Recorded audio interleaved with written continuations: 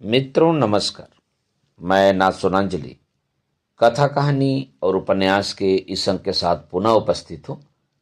मित्रों, इस समय मैं वाचन कर रहा हूँ आवारा मसीहा का। आवारा मसीहा, जिसे लिखा है विष्णु प्रभाकर ने। मित्रों, अब तक मैं आवारा मसीहा के द्वितीय पर्व के भाग 10 तक का वाचन अपने वाचन के पिछले क्रम में कर चुका हूँ। आज लीजिए सुनिए आवारा मसीहा के द्वितीय पर्व दिशा की खोज के भाग 11 रामेर सुमति सरतेर सुमति का वाचन मेरे अर्थात नाथ सोनांचली के स्वर में। रंगून लौटकर शरत ने एक कहानी लिखनी शुरू की, लेकिन योगेंद्रनाथ सरकार को छोड़कर कोई इस रहस्य को नहीं जान सका। जितनी लिख लेता, प्रतिदिन दफ्तर जाकर वह उसे उन्हें सुनाता और वह सब काम छोड़कर उसे सुनते। प्रारंभ से ही वे इस कहानी पर मुग्ध थे, इतने कि शरत के स्वभाव को जानने के बावजूद उन्होंने इस रहस्य की चर्चा दूसरे साथियों से करनी शुरू कर दी, लेकिन किसी को विश्वास नहीं आया। वे यह कैसे मान सकते थे कि उनका एक साथी क्लर्क इतनी अच्छी कहानी लिख सकता है। केवल पोस्ट ऑफिस के विभूति बाबू ही उस दिन उनकी बात पर विश्वास कर सके। बोले, योगेंद्र, बात तो तुम ठीक कहते हो। शरदा के भीतर कुछ असाधारण है, यह संदेह मुझे बहुत दिन से हो रहा था, विशेषकर उनके छवि अंकन को देखकर। अब सोचता हूं तुम जो कहते हो वह ठीक ही होगा। लेकिन धीरे धीरे 10 दिन बीत गए, कहानी पूरी न हो सकी, केवल आधी ही लिखी जा सकी। एक अंक के लिए काफी होगी यह सोचकर वह आधी कहानी ही शरत ने फणींद्रनाथ को भेज दी। नाम रखा रामेर सुमति। वह निरंतर ही कुछ न कुछ लिखता आ रहा था, लेकिन उसके नए जीवन की यह पहली रचना थी। इसे पाकर यमुना के संपादक गदगद हो उठे थे। इसे पढ़कर पाठक विस्मित विभोर हो उठे। बंगाल में हलचल मच गई। कलकत्ता में एक दिन जाह्नवी के कार्यालय में अनेक साहित्यिक एकत्रित हुए। प्रभात कुमार गंगोपाध्याय ने आकर सूचना दी, यमुना में रामेर सुमति नाम की एक अद्भुत कहानी प्रकाशित हुई है। ऐसी कहानी मैंने कहीं और नहीं पढ़ी। उनकी यह बात सुनकर सभी लोग चकित हो उठे। हेमेंद्र कुमार राय ने पूछा, किसकी कहानी है? प्रभात ने उत्तर दिया, कोई शरतचंद्र चट्टोपाध्याय है। हेमेंद्र को सहसा विश्वास नहीं आया। वह तुरंत कहानी लेकर पढ़ने बैठ गए। उन्होंने लिखा है, पढ़ते पढ़ते मन विस्मय से परिपूर्ण हो उठा। बंगला भाषा में सचमुच ही ऐसी कहानी कभी प्रकाशित नहीं हुई। एकदम असाधारण श्रेणी के लेखक का जान पड़ा। लेकिन यह शरतचंद्र चट्टोपाध्याय है कौन? क्या यह किसी लेखक का छद्म नाम है? किसी नए लेखक का हाथ एकदम इतना सधा हुआ नहीं हो सकता। जो इतने प्रतिभावान हैं, उन रविंद्रनाथ की प्रारंभिक रचनाओं में वह सोचित दुर्बलता का भाव नहीं है। बत्तख का बच्चा जन्म लेते ही तैर सकता है, किंतु एक साहित्यिक कलम पकड़ते ही ऐसी प्रौढ़ रचना का सृजन नहीं किया जा सकता। कितनी चेष्टा और परिश्रम, कितनी सुदीर्घ साधना के बाद एक श्रेष्ठ साहित्यिक परिपूर्णता प्राप्त करता है। उन्होंने तुरंत लेखक की खोज आरंभ कर दी। 2 दिन के भीतर ही वह जान गए कि शरत चट्टोपाध्याय निश्चय ही नए लेखक हैं। लेकिन यौवनावस्था से वह चुपचाप नियमित रूप से साहित्य साधना करते आ रहे हैं। 6 वर्ष पूर्व उनकी लिखी हुई एक कहानी बड़ी दीदी भारती में प्रकाशित हुई थी। उसने भी सबका ध्यान अपनी ओर आकर्षित किया था। नाटककार द्विजेंद्रलाल राय ने भी रामेर सुमति पढ़ी और आत्मविभोर होकर इवनिंग क्लब में इसकी प्रशंसा की। उन्होंने प्रमथनाथ से कहा, तुम इनकी रचनाओं को भारतवर्ष के लिए पाने की चेष्टा करो।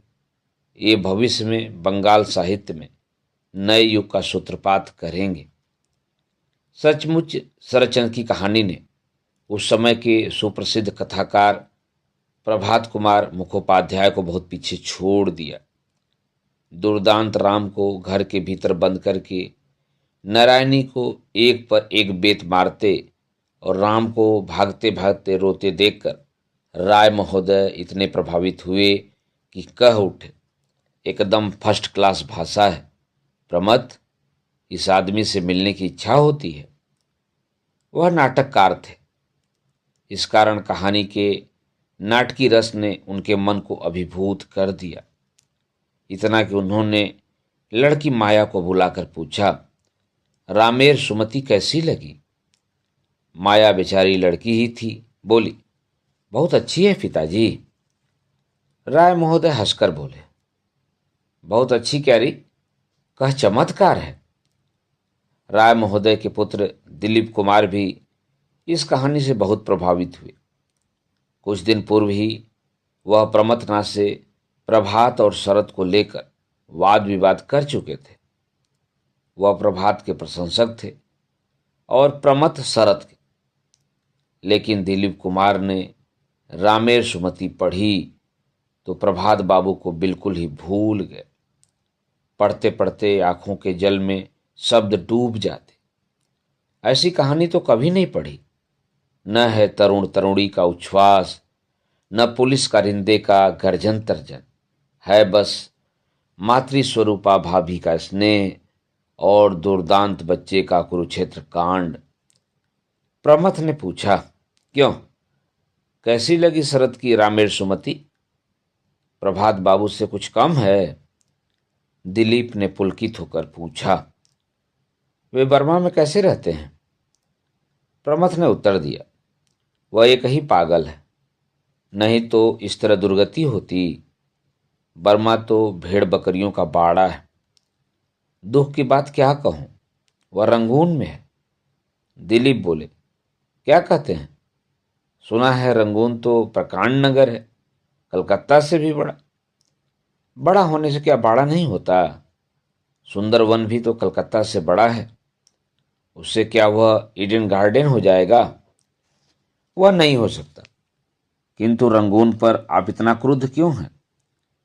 मैं क्रुद्ध नहीं हूं, फिर भी रंगून की बात सोचते ही कांप उठता हूं।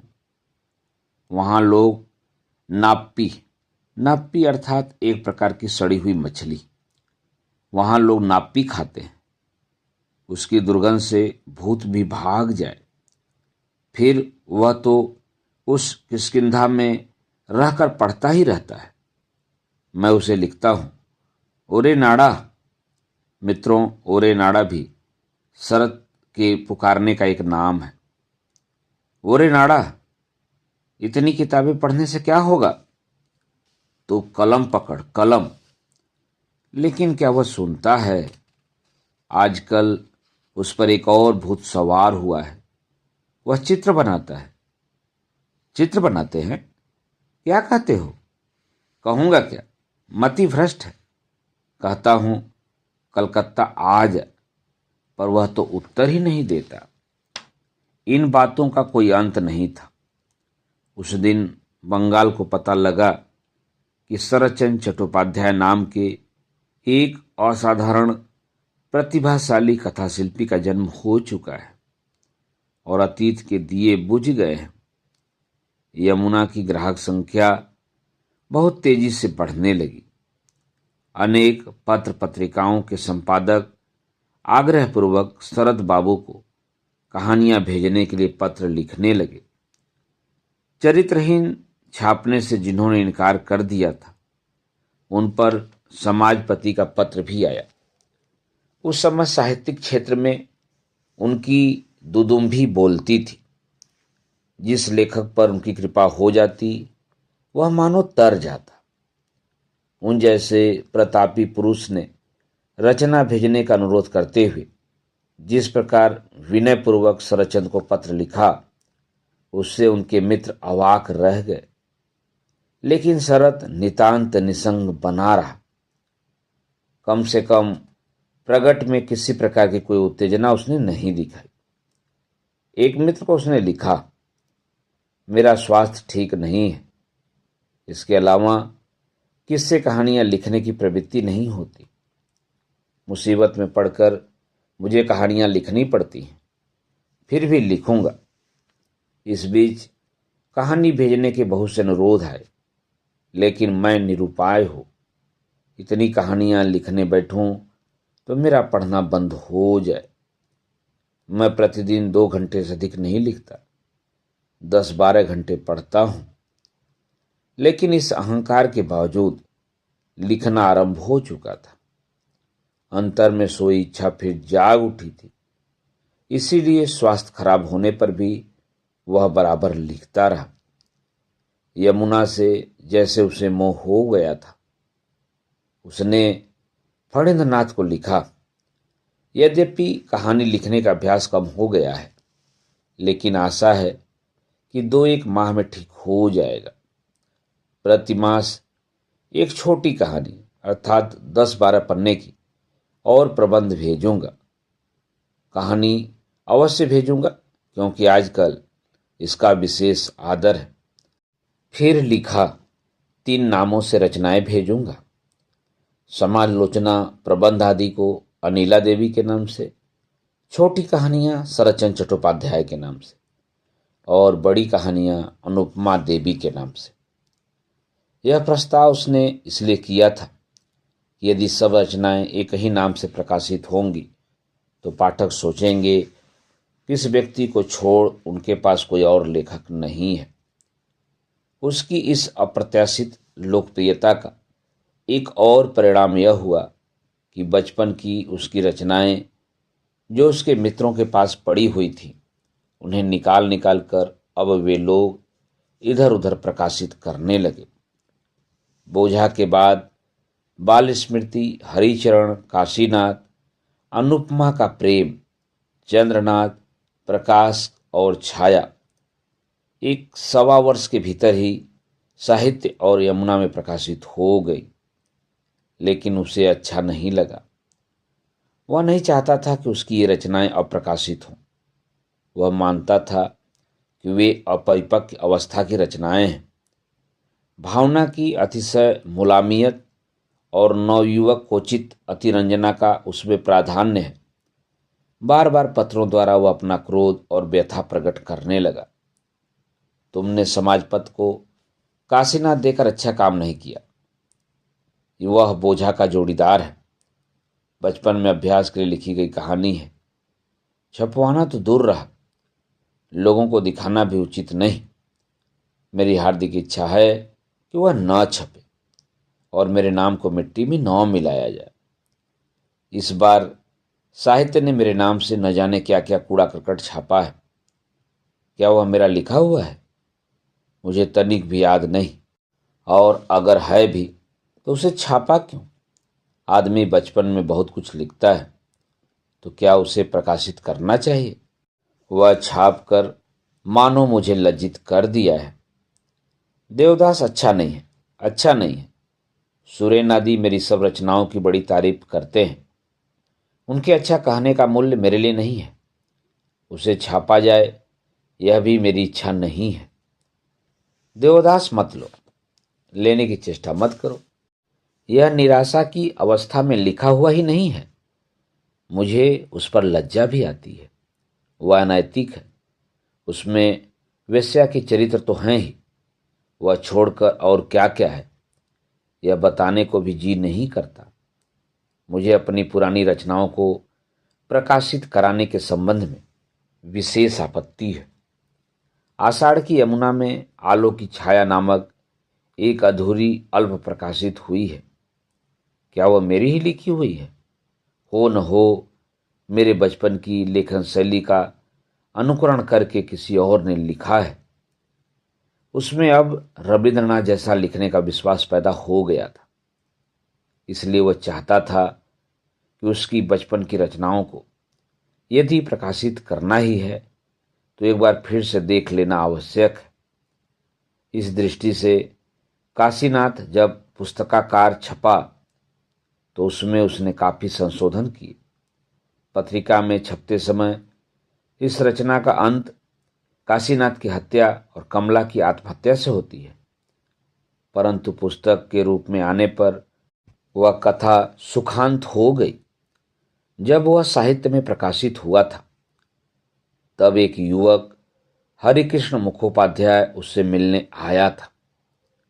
उसे यह रचना बहुत अच्छी लगी थी, परंतु उसके अंत पर उसे आपत्ति थी। उसकी यह आपत्ति सुनते ही शरद बोल उठा, केवल काशीनाथ ही नहीं, साहित्य में और भी कई कहानियां छपी हैं, वे सब मेरी बचपन की रचनाएं हैं। मुझे बिना बताए एकदम छाप दी। प्रूफ भी पढ़ लेता तो एक बार देख तो लेता। हरिकृष्ण ने सुझाव दिया, क्या यह अब अंत नहीं बदला जा सकता? शरत ने कहा, पता नहीं पुस्तक रूप में छपेगी या नहीं। छपी तो अवश्य परिवर्तन करूंगा। केवल काशीनाथ में ही नहीं, चंद्रनाथ में भी उसने काफी परिवर्तन किए। इसके प्रकाशन को लेकर काफी हंगामा मचा। उपेंद्रनाथ उसे यमुना में प्रकाशित करवाना चाहते थे। इस प्रकार का विज्ञापन भी उसमें निकल चुका था, परंतु सुरेंद्र और गिरीन्द्र इस बात से बहुत दुखी हुए। उपेंद्र से उनका झगड़ा भी हो गया। चंद्रनाथ की पांडुलिपि उन्हीं से मांगकर तो वह ले गए थे। उन्होंने शरत को लिखा और अंततः वह इस बात पर राजी हो गया कि जो अंश छप चुका है उसे छोड़कर शेष पांडुलिपि उसे भेज दी जाए। उचित संशोधन करके वह उसे यमुना को भेजता रहेगा। संशोधित अंश फणींद्रनाथ को भेजते हुए उसने लिखा, कहानी के तौर पर चंद्रनाथ बहुत मधुर है, लेकिन उसमें अतिरेक है। लड़कपन अथवा जवानी में इस तरह की रचना स्वाभाविक होने के कारण शायद ऐसा हुआ है।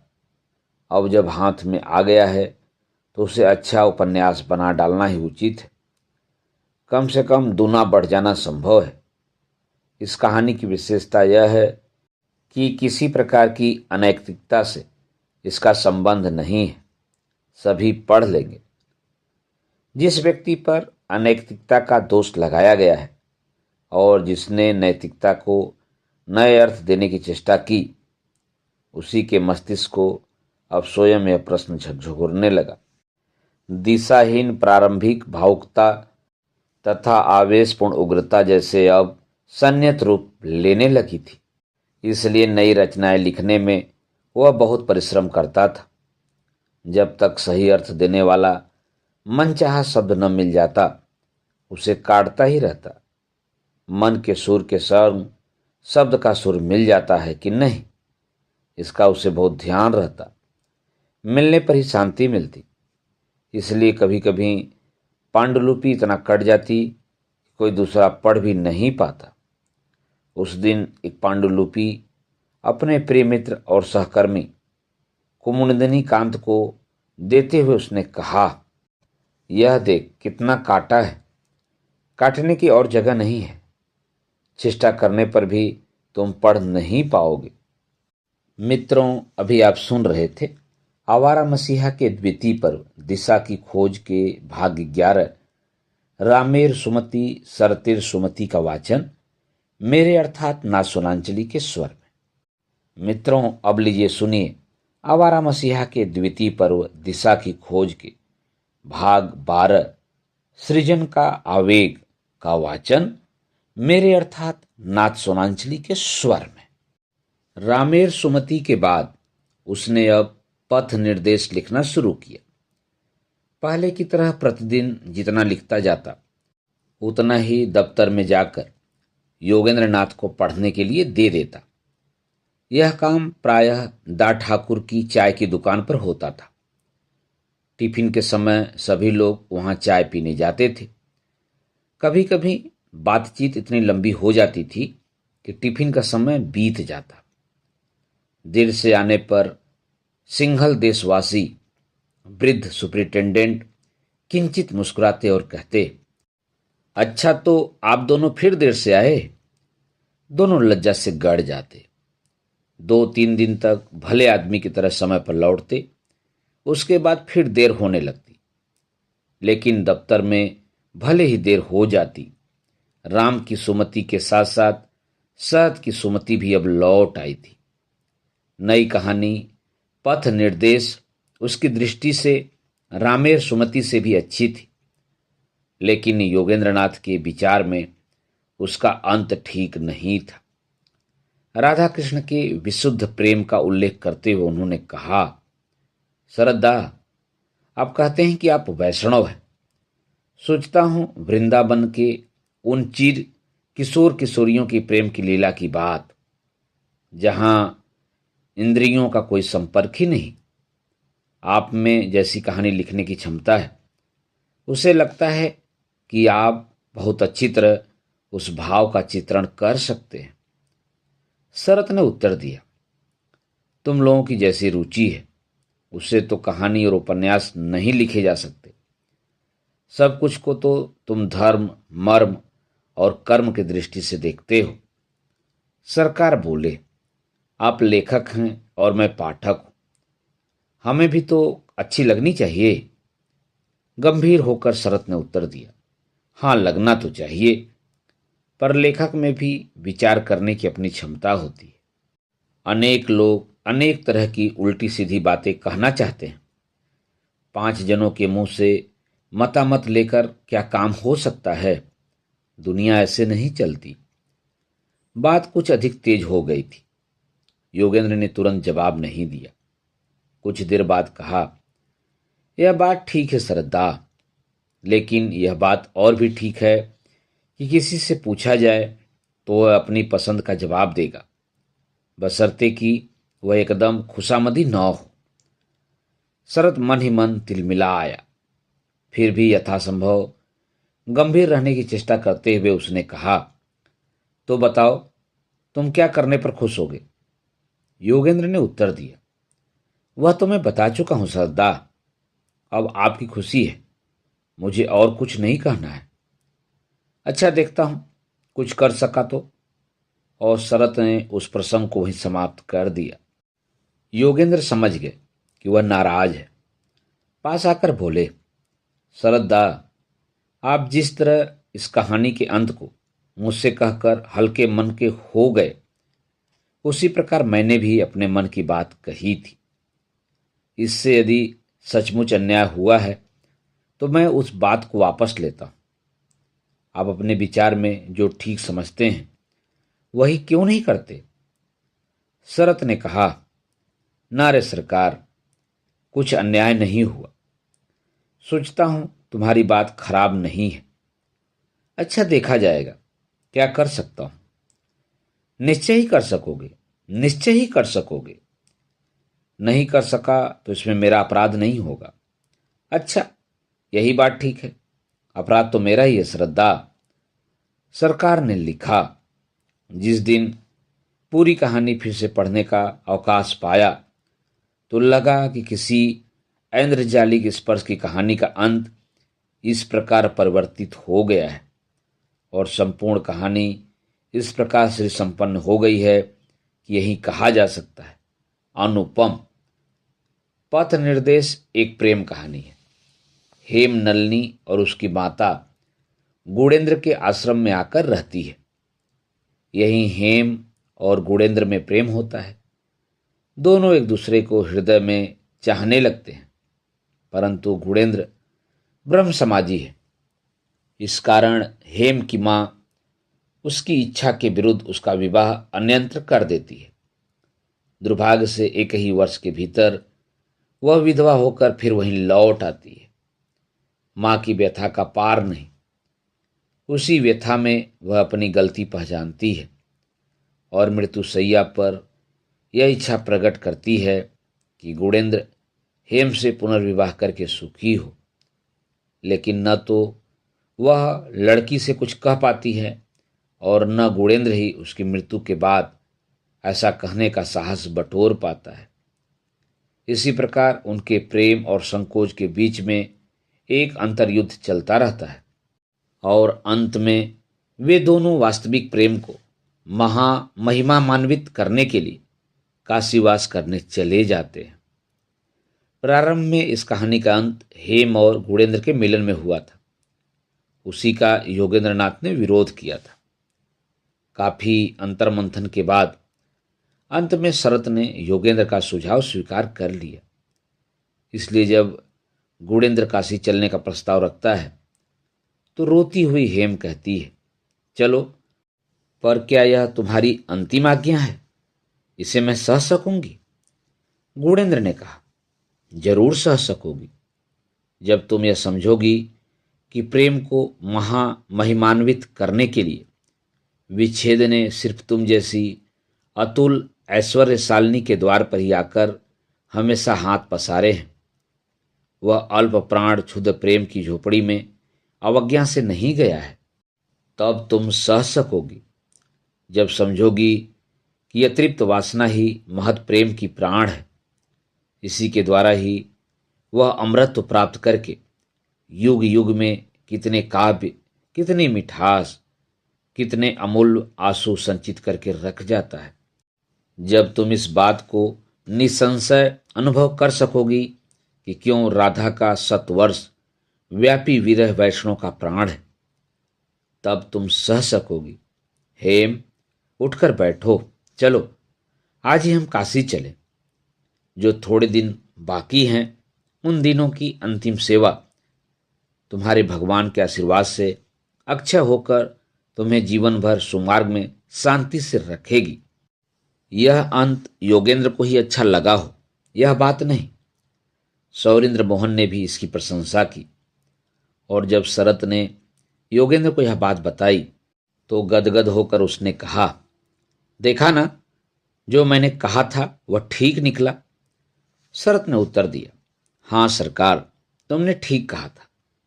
सचमुच हर समय अपना विचार ही निर्दोष नहीं होता।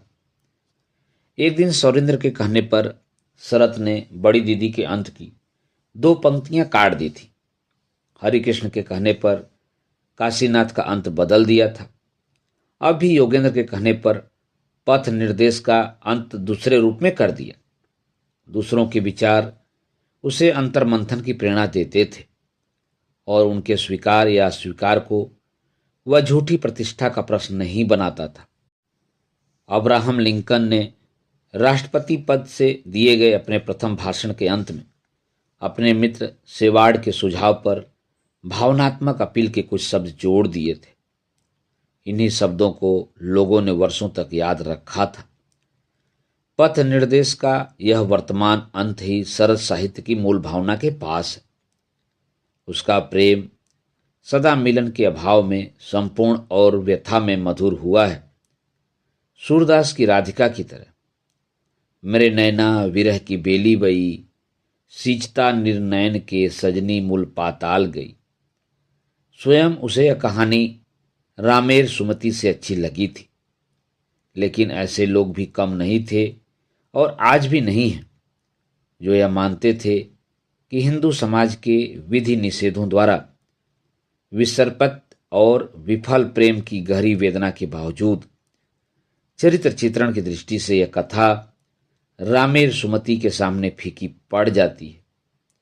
वे लोग इसके अंत से भी सहमत नहीं हैं, लेकिन साहित्य के क्षेत्र से बाहर एक वैज्ञानिक से उस कहानी की जो प्रशंसा मिली वह निस्संदेह बहुत ही उत्साहवर्धक थी। सुप्रसिद्ध वैज्ञानिक आचार्य जगदीश चंद्र बसु ने शरत को लिखा, सफलता कितनी क्षुद्र है, विफलता कितनी बड़ी। आपकी कहानी पथ निर्देश पढ़ते पढ़ते डर रहा था कि इतने कष्टों के बाद आप सफलता का मोह नहीं छोड़ सकेंगे, किंतु खुशी हुई कि जो मार्ग बड़ा है वहीं दिखाना आप नहीं भूले। पथ निर्देश का आधार उसकी व्यक्तिगत अभिज्ञता है, यह बात शायद ही कोई जानता था। प्रमोद को उसने लिखा था, पथ निर्देश पढ़ी, कैसी लगी? क्या बहुत दिन पहले की एक गुप्त कहानी याद आती है? इसके बाद उसने एक और कहानी लिखनी शुरू की। वह थी बिंदो का लल्ला। उसकी पूर्व कल्पना की झांकी उसके एक पत्र से मिलती है।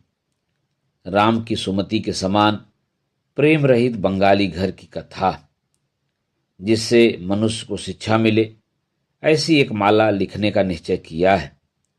बंगाल का आदर्श अंतःपुर क्या है, यही उसका प्रतिपाद्य विषय है। बिंदु का लल्ला एक कहानी लिखकर भेजी है। सोचा था तुम्हें दिखाऊंगा, किंतु समय नहीं रहा। अवश्य तुम्हारे भारतवर्ष के योग्य वह बिल्कुल नहीं बनी, बहुत बड़ी हो गई, इसलिए यमुना को भेज दी है। रामेर सुमति, पथ निर्देश और बिंदु का लल्ला एक के बाद एक लिखी गई इन 3 कहानियों को लेकर शरत ने बार बार अपने मित्रों को पत्र लिखे। उनसे उसकी उस समय की मनस्थिति का पता चलता है। मैंने सोचा बिंदु का लल्ला आपको पसंद नहीं आएगी और छापने में आनाकानी करेंगे। बाद में मेरी खातिर अपनी हानि स्वीकार करके उसे छाप देंगे। इसी आशंका से पहले ही आपको सतर्क कर दिया। यदि सचमुच ही अच्छा लगे तो छापना।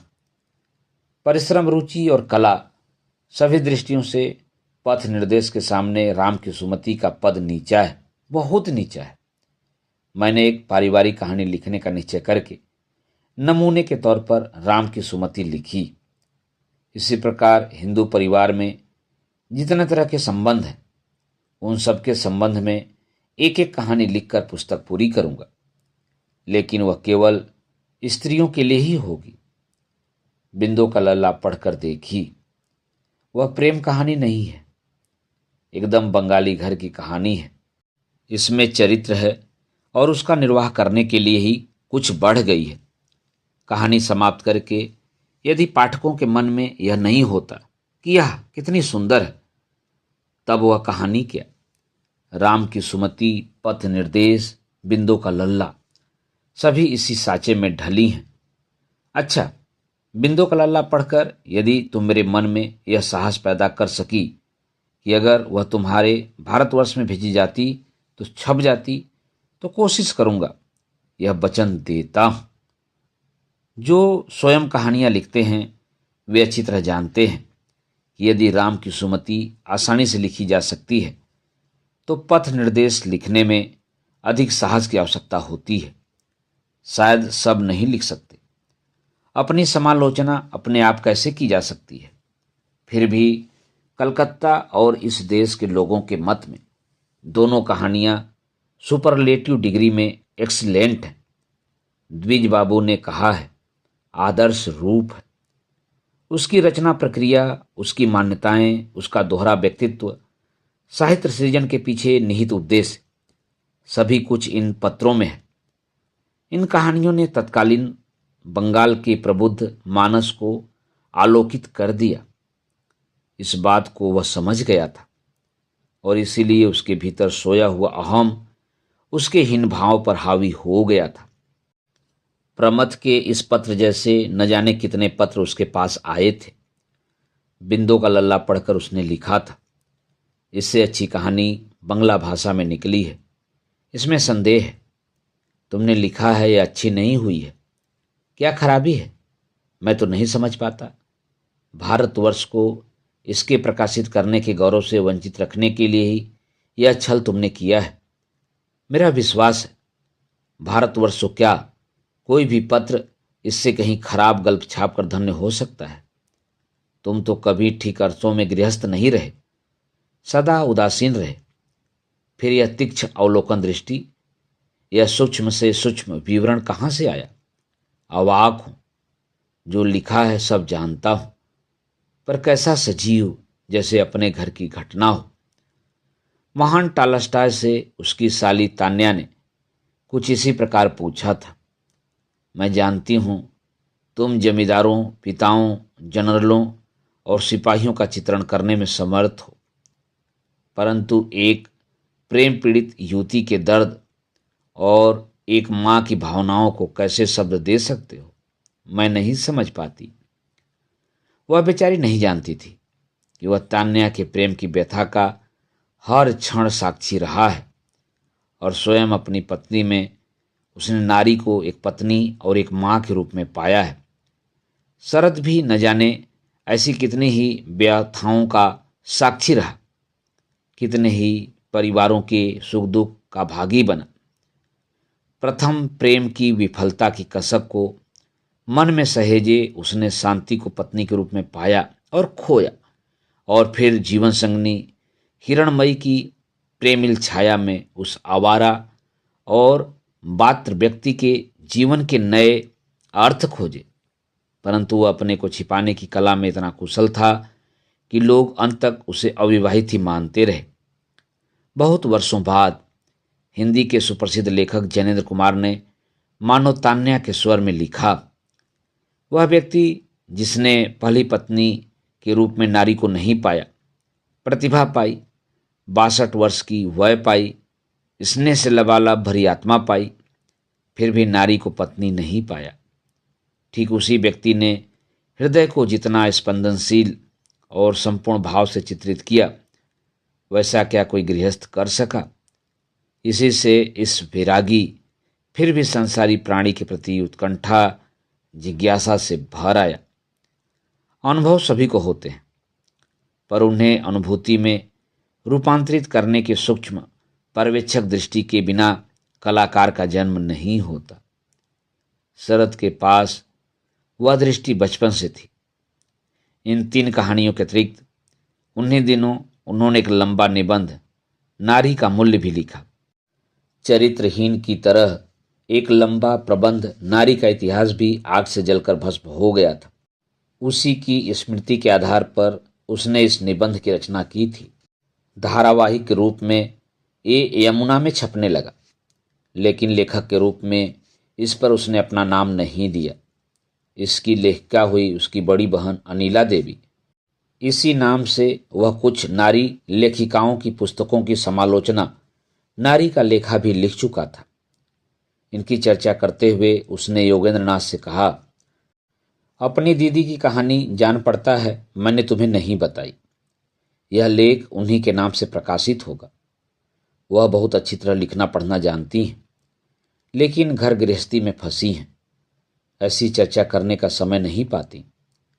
यद्यपि इस निबंध पर उसका अपना नाम नहीं गया, फिर भी अनेक परिचित और अपरिचित लोगों ने उस लेख की भावभीनी प्रशंसा करते हुए उसे लिखा।